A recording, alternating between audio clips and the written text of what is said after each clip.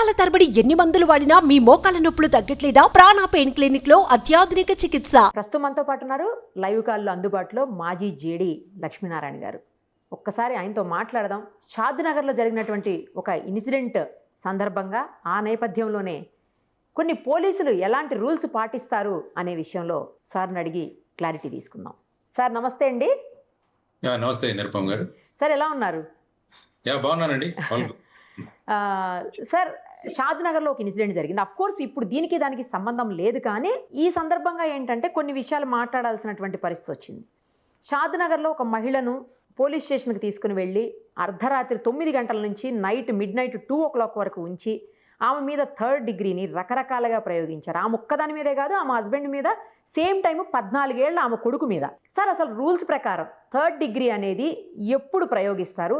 ఏ సందర్భంలో దాని అవసరం ఉంటుంది అసలు పోలీసులకు? అసలు 3rd డిగ్రీ అన్నది టోటల్ గా ఇల్లీగల్. అది ఏ సందర్భాల్లో కూడా ప్రయోగించకూడదు. ఎందుకంటే ఎవరి దగ్గర నుంచి అయినా సమాచారం రాబట్టడానికి మీరు ఇంట్రాగేట్ చేయాలి. సంబంధించిన అనేక ప్రశ్నలు అడగండి, మీ దగ్గర ఉన్న ఆధారాలు వాళ్ళకి చూపించండి. అదే స్కిల్ అంటారు. స్కిల్ ఇన్వెస్టిగేషన్ అంటే అంతే కదా. మరి పోలీసులకి సాధారణ వ్యక్తులకి తేడా ఏంటంటే వీళ్ళకి ఇన్వెస్టిగేషన్ స్కిల్స్ నేర్పించడం జరుగుతుంది. ఒక వ్యక్తి నుంచి సమాచారం ఎలా రాబట్టాలో నేర్పించడం జరుగుతుంది. దానికోసం షార్ట్ కట్ అని చాలా మంది ఈ విధంగా వచ్చిన వారిని వారి మీద బల ప్రయోగం చేయడం, నిర్దాక్షిణ్యంగా వాళ్ళని కొట్టడం, ఇలాంటి అనేక సందర్భాల్లో లాకప్ డెత్లు జరిగిన కేసులు కూడా చాలా ఉన్నాయి. ఆ సందర్భాలుగా అనేక మంది మీద కేసులు కూడా బుక్ అయ్యాయి, అనేక మంది ఉద్యోగాలు కూడా పోగొట్టుకున్నారు. సో ఈ విధమైన పరిస్థితులలో మనం ఈ 3rd డిగ్రీ అని మీరు ఏదైతే అంటున్నారో దాన్ని ప్రయోగించడం అన్నది చట్టబద్ధం కాదు. దానివల్ల అటువంటిది ఎవరైనా చేస్తే వాళ్ళ మీద న్యాయపరంగా చర్యలు కూడా జరుగుతాయి. అందుకనే ఎవరైనా ఒక అక్యూజ్ ని అరెస్ట్ చేసిన తర్వాత 24 గంటల లోపల మెజిస్ట్రేట్ ముందు ప్రొడ్యూస్ చేసినప్పుడు పోలీసుల గురించి మీకు ఏమైనా ఫిర్యాదు ఉందా అని కూడా అడుగుతారు. మెజిస్ట్రేట్ అడగాలి, అడిగి రిమాండ్ పేపర్ లో రాయాలి. కేసు ఎవరైనా మమ్మల్ని ఈ విధంగా బలప్రయోగం చేశారంటే ఆ సంబంధిత వ్యక్తుల్ని వెంటనే డాక్టర్ దగ్గరికి రెఫర్ చేస్తారు, గవర్నమెంట్ హాస్పిటల్. చేసి ఆ వ్యక్తి మీద, శరీరం మీద ఏదైనా గాయాలు కానీ ఇలాంటివి ఉన్నప్పుడు వాటన్నిటి మీద చర్యలు తీసుకునే అధికారం మెజిస్ట్రేట్ ఉంటుంది. కాబట్టి చట్టం ఎప్పుడు కూడా చాలా స్ట్రిక్ట్ గా ఉంది దీని మీద. కానీ కొంతమంది అతి ఉత్సాహంతో ఆ కేసులు డిటెక్ట్ చేయాలన్న దీంట్లో కేసులు డిటెక్ట్ చేయాలి, దెర్ ఇస్ నో డౌట్. ఎందుకంటే పోలీసుల యొక్క ముఖ్య ఉద్దేశం ఏంటంటే నేరాలు జరగకుండా ఆపడం, జరిగిన నేరాలలో సరి అయిన ఇన్వెస్టిగేషన్ చేసి వాటిని శోధించడం, ఈ విధంగా చేసిన వాళ్ళని అరెస్ట్ చేసి వాళ్ళ మీద కోర్టుల ద్వారా వాళ్ళకు శిక్షలు పడేటట్టుగా చేయడం, ఇది పోలీసుల యొక్క ముఖ్యమైన కర్తవ్యం. సో ఇన్వెస్టిగేషన్ లో ఈ విధంగా మీరు నిన్న చదివాను నేను, షాద్నగర్ లో ఒక మహిళలు ఈ విధంగా హింసించడం అన్నది అది నిందనీయం. అటువంటివి జరగడం చాలా దురదృష్టకరం. అటువంటివి చేసిన వారి మీద కఠినమైన చర్యలు తీసుకోవాల్సిన అవసరం ఉంది. ఐ థింక్ ఆల్రెడీ సంబంధిత వ్యక్తులని వాళ్ళను పోలీస్ హెడ్ క్వార్టర్స్ కి అటాచ్ చేసినట్టుగా కమిషనర్ అవినాష్ మోహంతి గారు నేను చదివాను పేపర్లో. తర్వాత ఏసీపీని ఎంక్వైరీ చేయమని కూడా చెప్పినట్టుగా కూడా చదివాను. సో ఇవన్నీ అయిన తర్వాత సంబంధితుల మీద యాక్షన్ ఖచ్చితంగా తీసుకోవాలి. ఎందుకంటే it should go as a message to all other people. కాబట్టి ఇటువంటి ఏవైనా చట్టాన్ని రక్షించాల్సిన మనమే చట్ట వ్యతిరేకంగా వెళితే దానికి చర్యలు ఇంకా కఠినంగా ఉంటాయన్నది పోలీసులు కూడా నేర్చుకోవాల్సిన అవసరం ఉంది. చట్టం అంటే వాళ్ళ చేతుల్లో చాలా, అంటే వాళ్ళు మాత్రమే చట్టానికి ప్రతినిధులని, వాళ్లే చట్టాన్ని కాపాడగలుగుతారని ఇమీడియట్ గా ఇలాంటి కార్యక్రమాలు చేయటం అనేది, ముఖ్యంగా ఆమె చెప్తుంది సార్, లాఠీ పెట్టేసి ఆమె మీద అటు ఇటు నిలబడ్డారని. పిల్లోడి మీద కూడా సార్, చిన్న పిల్లోడి మీద అసలు లాఠీయే ఎత్తకూడదు, అలాంటి పిల్లోడి మీద కూడా అరికాళ్ళ మీద కొట్టారని ఆ అబ్బాయి చెప్తున్నాడు సార్. అసలు చెప్తుంటే చాలా బాధ అనిపించింది. అసలు చిన్న పిల్లోడిని ఎట్లా కొడతారు సార్? కొట్టొద్దు కదా. అసలు పోలీస్ స్టేషన్ లో 15 సంవత్సరాల కన్నా తక్కువ ఉన్న పిల్లవాళ్ళని, మహిళలను, తర్వాత 60 సంవత్సరాల పైబడిన వాళ్ళని పోలీస్ స్టేషన్ లోకి పిలవకూడదు. చట్ట ప్రకారంగా మీరు చూసుకుంటే ఇంతకు ముందు 161 సెక్షన్ ఉండేది, ఇప్పుడు దాన్ని 179వ సెక్షన్ అయింది. కొత్తగా వచ్చిన బిఎన్ఎస్, భారతీయ నాగరిక సురక్ష సంరక్ష, బిఎన్ఎస్ఎస్ లో 179లో స్పష్టంగా రాయడం జరిగింది. కాబట్టి ఎవరైనా ఇటువంటి వాళ్లను వారు ఏ ప్రదేశాల్లో అయితే ఉంటున్నారో అక్కడికే వెళ్ళి మీరు వాళ్ళ దగ్గర ఉన్న విషయాలను రావాలి. సపోజ్ ఒక వ్యక్తి, ఒక మహిళ ఈ విధంగా నేరం చేసింది అనుకుందాం, ఈ కేసు కాదు ఏదైనా కేసు, వారిని అరెస్ట్ చేయాలంటే కేవలం పగటిపూట మాత్రమే వాళ్ళని అరెస్ట్ చేయగలరు. తర్వాత ఎప్పుడైనా రాత్రిపూట మీరు అరెస్ట్ చేయాలంటే సంబంధిత మెజిస్ట్రేట్ దగ్గరికి మన దగ్గర ఉన్న ఆధారాలు, ఆ వ్యక్తి మీద ఉన్న అభియోగాలు మనం రైటింగ్ లో ఉంచి మెజిస్ట్రేట్ యొక్క పర్మిషన్ తీసుకున్న తర్వాతనే వాళ్ళని అరెస్ట్ చేసేదానికి పోలీసులకు అధికారం ఉంది. ఇది సెక్షన్ 43 కొత్తగా వచ్చిన సిఆర్పిసిలో వచ్చిన అమెండ్మెంట్ లో ఏదైతే ఉందో బిఎన్ఎస్ఎస్ లో ఇది 43లో ఉందండి. సో ఈ విధంగా మహిళలకు ఈ విధమైన ప్రాధాన్యత కల్పించబడింది. ఎందుకంటే భారతదేశంలో మహిళలను చాలా గౌరవంగా చూసే దేశం మనం. అంటే ఎక్కడైతే మహిళలు పూజించబడతారో అక్కడ దేవతలు సంచరిస్తారన్నది నమ్ముతున్నది భారతదేశం. కాబట్టి అటువంటి భారతదేశంలో ఒక మహిళ విషయంలో ఈ విధంగా జరగడం, అది కాకుండా వాళ్ళ పిల్లల ముందు ఈ విధంగా చేయడం, ఇదంతా కూడా చాలా నేను చదివిన దగ్గర నుంచి టోటల్ గా డిస్టర్బ్ అయి ఉన్నారు అందరూ కూడా చాలా మంది. మనం ఒక సమయంలో మహిళల గురించి మాట్లాడుతూ తర్వాత కొత్తగా వచ్చిన చట్టాల్లో మహిళలకు కావాలంటే ఎఫ్ఐఆర్ ఏ పోలీస్ స్టేషన్ లో అయినా రిజిస్టర్ చేయవచ్చు ఎవరైనా. పోలీస్ స్టేషన్ 0 ఎఫ్ఐఆర్ అన్న కాన్సెప్ట్ తీసుకొచ్చి తర్వాత ఈఎఫ్ఐఆర్ అన్న కాన్సెప్ట్, అంతే మనం పోలీస్ స్టేషన్ కు వెళ్లకుండా డైరెక్ట్ గా మన మెయిల్ లో కూడా పంపించి అది 3 రోజుల లోపల దాంట్లో సంతకం తీసుకోవాలని కూడా కొత్త చట్టంలో మార్పులు వచ్చాయి. కాబట్టి ఈ విధమైన మార్పులు తెచ్చిన ఈ సందర్భంలో ఈ విధంగా జరగడం అన్నది ఇట్స్ వెరీ అన్ఫార్చునేట్. అటువంటి సంఘటనలు జరగకూడదు అన్నది అందరూ కూడా గమనించాలి. ముఖ్యంగా సీనియర్ ఆఫీసర్లు ఎవరైతే ఉంటారో వారందరూ కూడా స్ట్రిక్ట్ గా యాక్షన్లు తీసుకొని దీనికోసమే ఏం చేశారంటే సుప్రీంకోర్టు పోలీస్ స్టేషన్ లో సీసీటీవీ కెమెరాలు పెట్టాలని పెట్టింది దీని గురించి. ఎందుకంటే ప్రతి పోలీస్ స్టేషన్ లో కూడా సీసీటీవీ కెమెరాలు ఉంచాలి అన్నది సుప్రీంకోర్టు ఆదేశం. కానీ ఎన్ని పోలీస్ స్టేషన్ లో ఈ సీసీటీవీలు పనిచేస్తున్నాయి అన్నది కూడా ఇప్పుడు ఒక ప్రశ్నార్థకమే మన దగ్గర. అంటే ఇటువంటి చర్యలు జరగకుండా ఎవరిని సంబంధించిన వ్యక్తులను పోలీస్ స్టేషన్లకు తీసుకురావడం, వాళ్ళ మీద బలప్రయోగం చేయడం, లేకుంటే వాళ్లను ప్రెషరైజ్ చేసి ఏదైనా వాళ్ళ దగ్గర నుంచి ముఖ్యంగా సివిల్ కేసుల్లో కూడా అనేక మందిని పోలీస్ స్టేషన్ లో తీసుకురావడం జరుగుతుంది. అందుకనే హైకోర్టు స్పష్టంగా చెప్పింది సివిల్ కేసుల్లో ఎప్పుడు కూడా పోలీసులు జోక్యం కల్పించుకోవద్దు.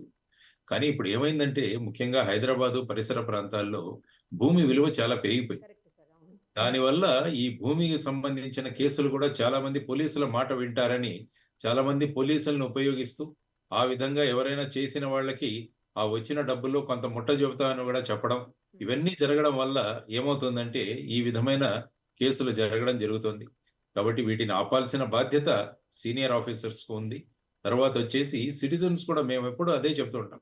ప్రతి పోలీస్ స్టేషన్ లోనూ ఒక సిటిజన్ కమిటీ నుంచి ఒక 2 సభ్యుల్ని 24 అవర్స్ ఉంచాల్సిన అవసరం ఉంది. కరెక్ట్ చెప్పారు. అంటే ఎవరిని ఎందుకు తీసుకొచ్చారు, ఎవరు ఎందుకు వచ్చారు పోలీస్ స్టేషన్ కి, వారు వచ్చిన కంప్లైంట్ రిజిస్టర్ చేయబడిందా, వారు వచ్చిన పర్పస్ సర్వ్ అయిందా, ఫీడ్బ్యాక్ ఏంటి అన్నది తీసుకోవడం మొదలు పెడితే ఏమవుతుందంటే ఒక థర్డ్ పార్టీ ఆడిట్ అన్నది ఎప్పుడు ఉండాలి. థర్డ్ పార్టీ ఆడిట్ జరిగితే ఇటువంటి విషయాలు జరగవు. కాబట్టి ఎక్కడైనా ఎవరినైనా అరెస్ట్ చేసినా, ఎవరినైనా పోలీస్ స్టేషన్ తీసుకొచ్చినా వెంటనే ఆ విషయం అన్నది సంబంధిత సీనియర్ ఆఫీసర్లు కూడా అందజేసే మెకానిజం కూడా ఉండాలి. సో ఈ విధంగా ఉంటే తప్ప, ఎందుకంటే ఇప్పుడు కొత్తగా వచ్చిన న్యాయ సంహితలో ఏమన్నారంటే 3 సంవత్సరాల కన్నా తక్కువ శిక్ష ఉన్న దాంట్లో అరెస్ట్ చేయాలంటే మీరు డిఎస్పీ లెవెల్ నుంచి పర్మిషన్ తీసుకోవాలి. 41A నోటీసులు కానీ ఇవన్నీ ఉన్నాయి. అవైనా కూడా వాటిలో మళ్ళా అరెస్ట్ చేయాలంటే మీరు సీనియర్ ఆఫీసర్ నుంచి పర్మిషన్ తీసుకురావాలి. ఇలా అనేకమైన మార్పులు ఈ చట్టాల్లో తీసుకురావడం జరిగింది.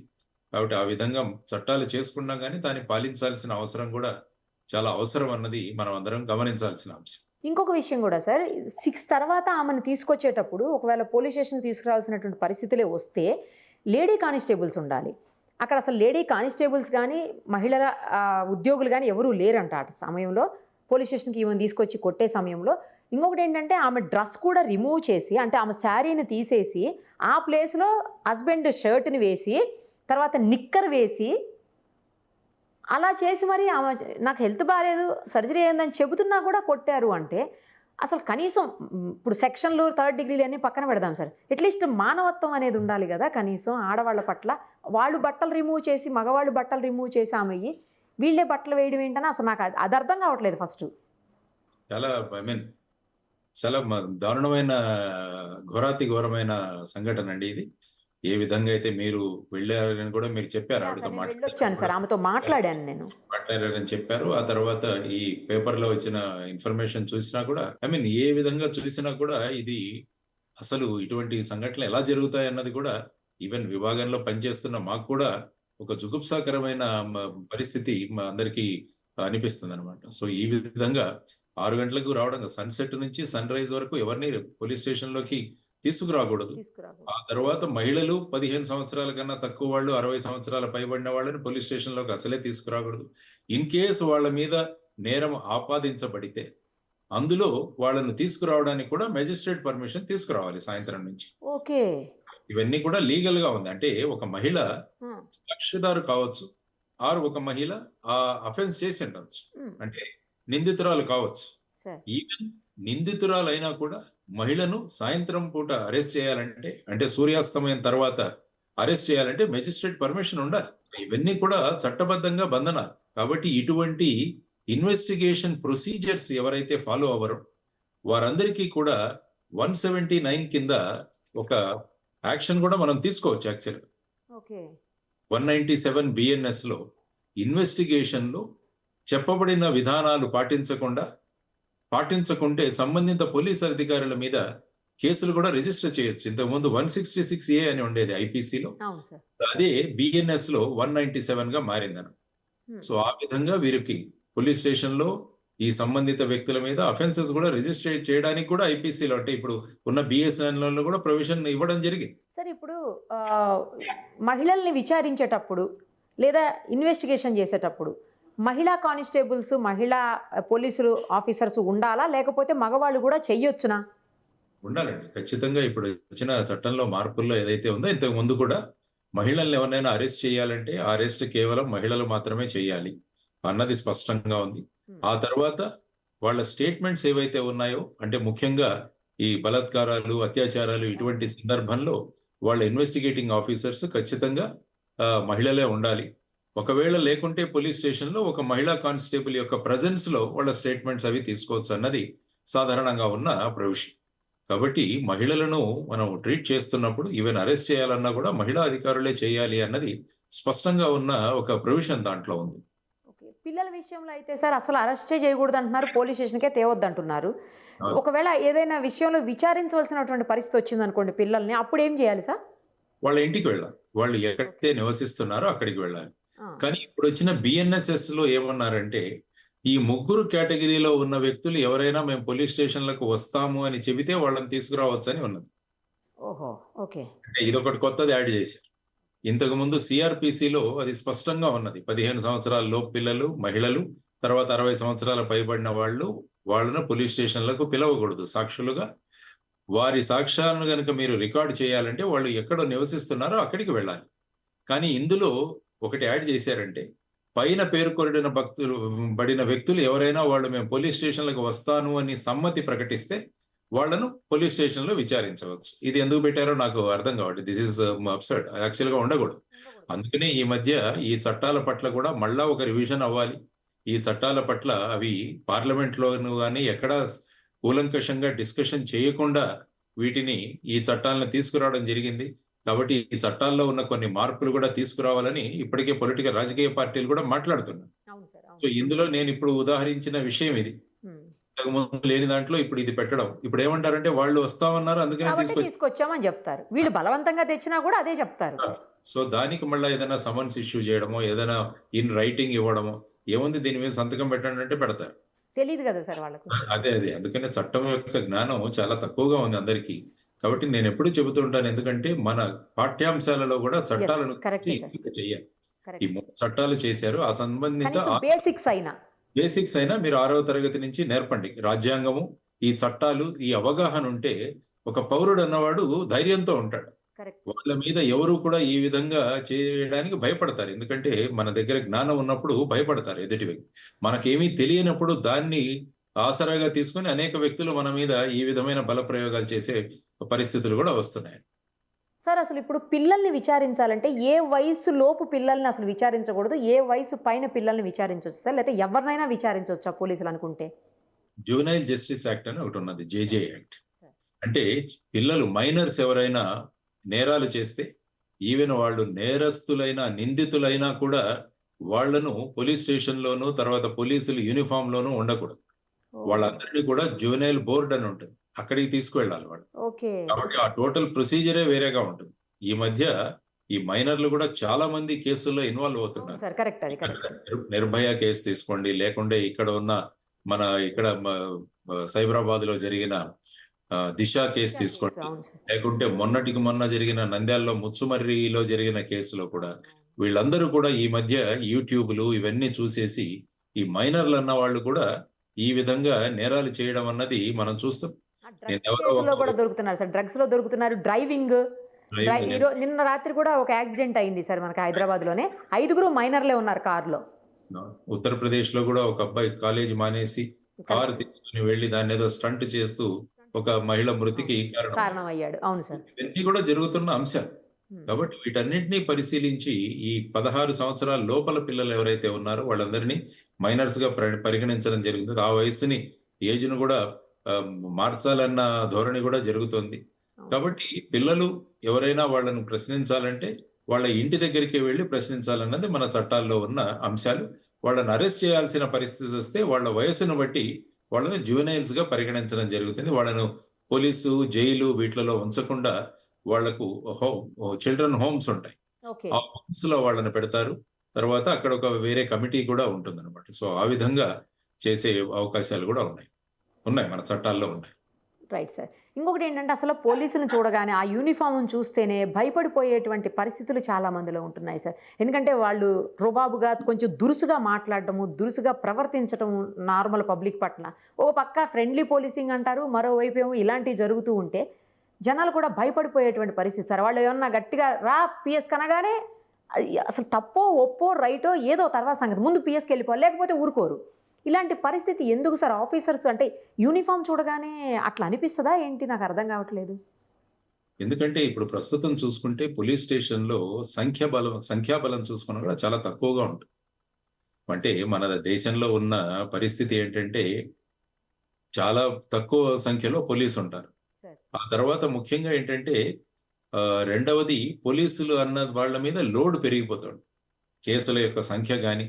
ఎందుకంటే ఇంతకుముందు చట్టాన్ని అనుసరించే వాళ్ళు చాలా మంది ఉండేవాడు, కానీ ఇప్పుడు చట్టాన్ని ఏమవుతుందో చూద్దాం అన్న దాంట్లో కూడా చాలా మంది ఈ విధమైన కేసులు, ప్రతి సంవత్సరం కేసుల సంఖ్య పెరుగుతోంది.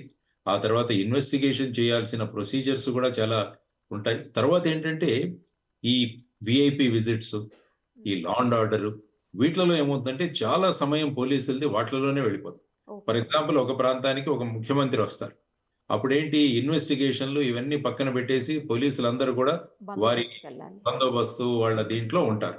ఆ తర్వాత ఈ విధంగా జరిగిపోవడం, తర్వాత ప్రోటోకాల్ డ్యూటీస్, తర్వాత వచ్చేసి పెద్ద పెద్ద ప్రోగ్రామ్స్ జరగడం, వీటన్నిటి దగ్గర బందోబస్తు, లేకుంటే గుళ్లలో కార్యక్రమాలు, ఇవన్నీ కూడా యాక్చువల్గా పోలీసులు అవసరం ఉండదు.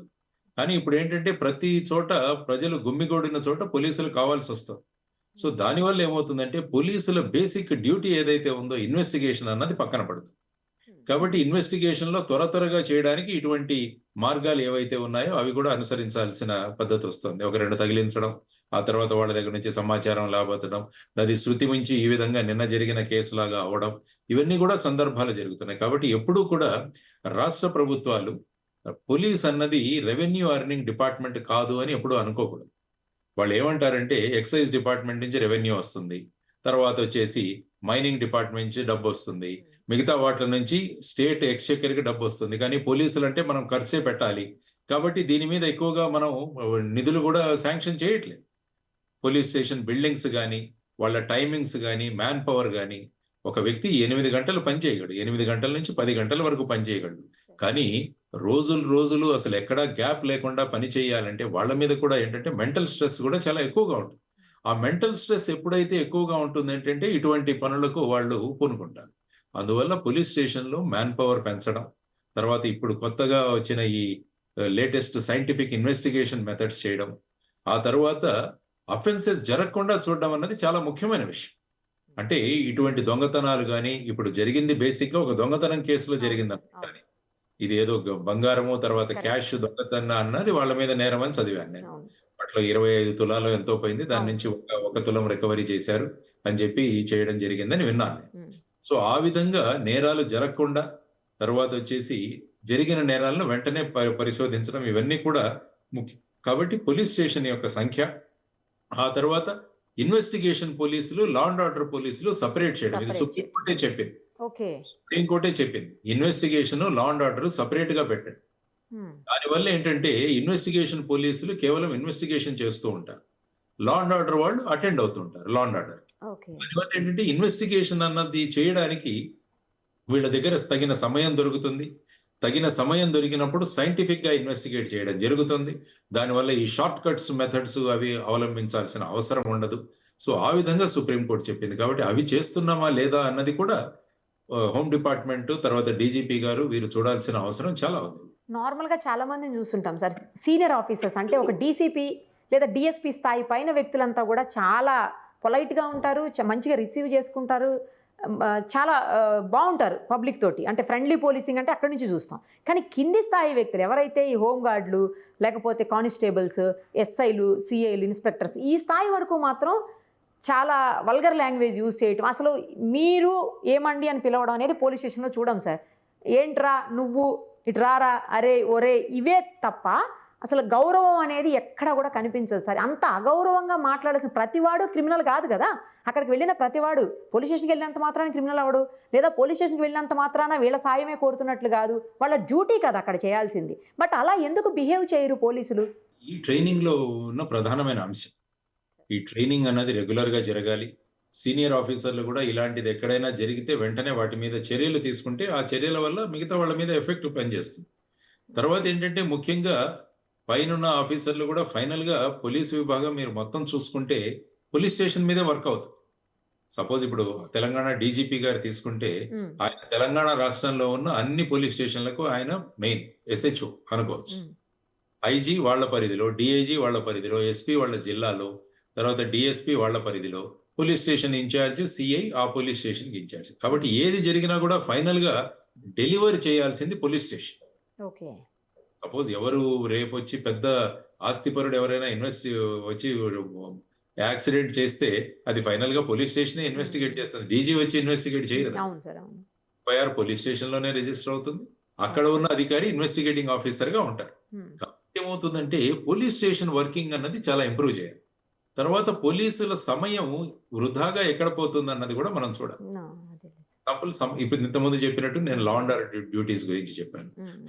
సమన్స్ ఎవరైనా కోర్టు కేసుల్లో వాళ్ళు కోర్టులో అటెండ్ అవ్వాలంటే ఆ సమన్స్ పోలీస్ స్టేషన్లకే వస్తుంది.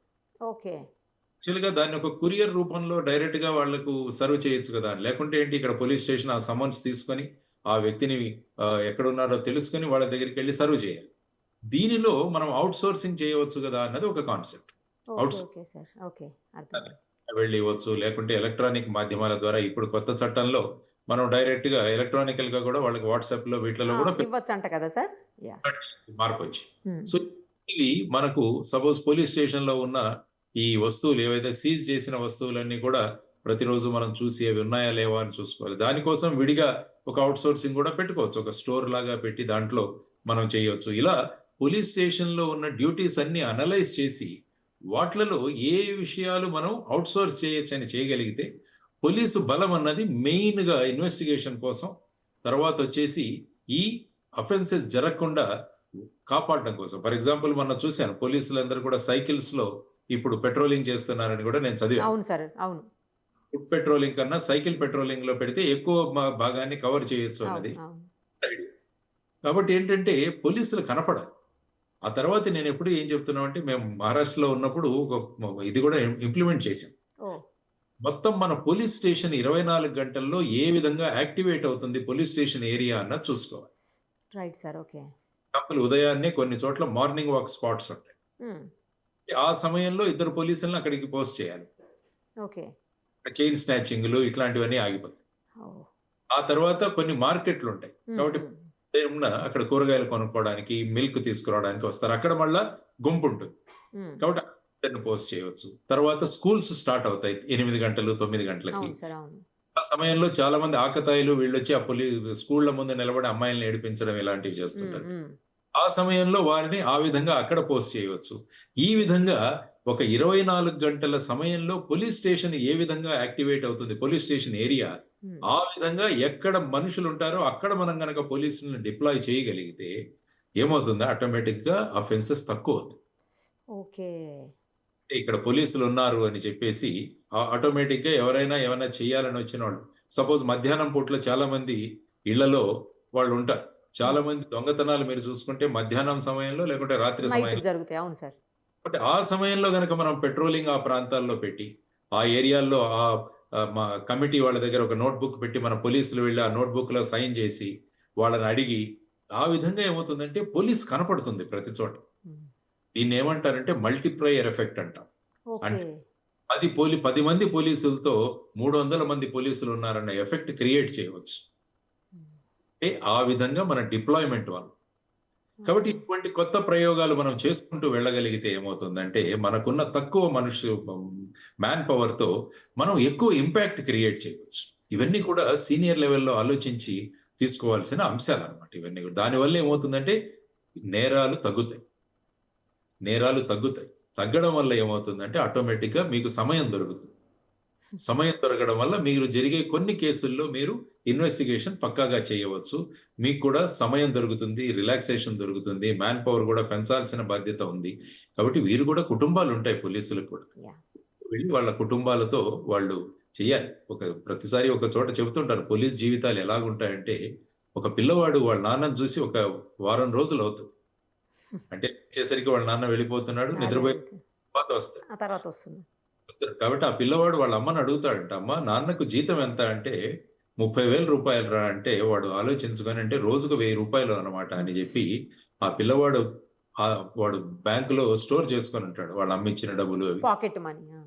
పని ఒక ₹750 ఉంటది. ఆ హ్మ్. రోజు నాన్న కోసం ఎదురు చూసుకుంటూ మెట్ల మీద కూర్చుంటాడు. వాళ్ళ నాన్న రాగానే, "నాన్న నాకు ₹250 ఇవ్వు" అంటాడు. ఆ! ఆశ్చర్యపోయి ఎందుకు అడుగుతున్నాడో సరే అని తీసిస్తాడు. అప్పుడు తన దగ్గర ఉన్న 750 ఈ 250 ₹1000 అయింది. ఇచ్చి వాళ్ళ నాన్న చేతిలో పెట్టి, "నాన్న నీకు ఒక రోజు జీతం నేనిచ్చాను. నాతో ఒక రోజు గడుపుతావా?" అంటాడు. కాబట్టి అటువంటి సందర్భాలు కూడా జరుగుతుంటాయి. కాబట్టి ఇది కూడా అర్థం చేసుకోవాలి. అందువల్ల పోలీస్ మ్యాన్ పవర్ పెంచి వారికి కూడా వాళ్ళ కుటుంబ జీవితాలు కూడా, ఎందుకంటే ఎప్పుడైతే కుటుంబానికి తగిన సమయం ఇవ్వలేదు అన్నామో అది మనిషిలో విపరీతమైన స్ట్రెస్‌ని క్రియేట్ చేస్తుంది. హ్మ్. ఆ స్ట్రెస్ వల్ల ఏంటంటే, ఆ ఒత్తిడి వల్ల మన ప్రవర్తన మారిపోతుంది. ఆ ప్రవర్తనలో అటువంటి అనరాని మాటలు, చేయరాని చేష్టలు ఇవన్నీ కూడా చేయడం మొదలుపెడతారన్నమాట. దానివల్ల ఇటువంటి అనర్థాలు జరుగుతుంటాయి. సో, ఇవన్నీ కూడా మనం ఒక క్రైమ్‌లాగా కాకుండా ఒక సైకలాజికల్ అనాలిసిస్ యాహ్! కూడా అది చాలా ముఖ్యమైన విషయం. ఆ విధమైన అనాలిసిస్ కూడా జరగాలని నేను కోరుకుంటాను. పర్ఫెక్ట్‌గా చెప్పారు సార్. అసలు మీరిచ్చిన సజెషన్స్ గావచ్చు, అంటే పోలీసులను ఎలా డిప్లాయ్ చేస్తే ఈ నేరాలు తగ్గుతాయనే విషయం గావచ్చు, లేకపోతే పోలీసులు పబ్లిక్ తోటి మంచిగా బిహేవ్ చేయాలంటే ఎలా చేస్తే బావుంటుందని గావచ్చు. ఎందుకంటే మీరు చెప్పినయన్నీ గనక ఫాలో అవుతే సార్, ప్రతి పోలీసు మంచి పోలీస్ ఆఫీసరే అవుతారు. ఇప్పటి వరకు మనం కొంతమందిని చూస్తున్నాం మంచిగా, కొంతమందిని పబ్లిక్‌ని ఇబ్బంది పెట్టేవాళ్ళైతే పబ్లిక్ తోటి మిస్‌బిహేవ్ చేసేవాళ్ళలాగా చూస్తున్నాం కాబట్టి, వాళ్ళందరూ కూడా మంచివాళ్ళలాగా అయిపోయి, మీరు చెప్పినయన్నీ ఫాలో అయితే 100% ఫ్రెండ్లీ పోలీసింగ్ అయితారు సార్. చెప్పండి. మార్గలు పోలీసులంటే భయపడాలి. హా! మంచి పోలీసుల్ని మెచ్చుకోవాలి. ఈ విధంగా అది మన ప్రవర్తన మీద ఆధారపడి. Exactly sir. మంచి వాళ్ళతో బాగా ఉండడం, దుర్మార్గులతో మనం కఠినంగా ప్రవర్తించడం. కరెక్ట్. ఇది కరెక్ట్. రాష్ట్ర పోలీసులు మేమేమంటామంటే సదరక్షణాయ ఖల నిగ్రహణాయ. అంటే మంచి వాళ్ళతో బాగుండడం, దుర్మార్గులతో కఠినంగా ఉండడం. ఇది కరెక్ట్. మహారాష్ట్ర పోలీస్ నేను ఎందుకంటే అక్కడ పనిచేశాను కాబట్టి అవునవును సార్. మా మోటో. సో, ఆ విధంగా స్లోగన్. ఉంటుందండి. ఇక్కడ ఫ్రెండ్లీ పోలీస్ అంటాం. ఇక్కడ ఫ్రెండ్లీ పోలీసింగ్. పోలీస్ ఎవరితో అంటే ఎవరైతే చట్టాన్ని పాటిస్తున్నారో వాళ్ళతో ఫ్రెండ్లీ. లా ఒబీడింగ్ ఎవరైతే ఉంటారో వాళ్ళందరూ కూడా ఫ్రెండ్లీ. కాబట్టి దుర్మార్గులతో ఫ్రెండ్లీగా ఉండకూడదు. ఆ! ఐ థింక్ హనుమంతరావు గారు కూడా ఒక చోట మాట్లాడారు. అది చాలా పెద్ద ఫేమస్ వీడియో అది. ఓకే. ఫ్రెండ్లీ పోలీస్ పేరుతో అందరితో ఫ్రెండ్లీ ఉండకూడదు పోలీసు. చట్టాన్ని పాటిస్తారో వాళ్ళతో ఫ్రెండ్లీగా ఉండాలి. ఎవరైతే చట్టాన్ని పరిపాలించో వాళ్ళతో కఠినంగా ఉండాలి. అప్పుడు సమాజం ఒక స్ట్రీమ్ లైన్ అవుతుందన్నది వారు చెప్పిన ప్రధానమైన అంశం. అది మనం కూడా గమనించాల్సిన విషయం. చాలా బాగా చెప్పారు sir. Thank you sir. Thank you so much. నమస్కారం. సుమన్ టీవీలో మీ పర్సనల్ అండ్ బిజినెస్ ప్రమోషన్స్ కోసం కింది నెంబర్కి కాంటాక్ట్ చేయండి.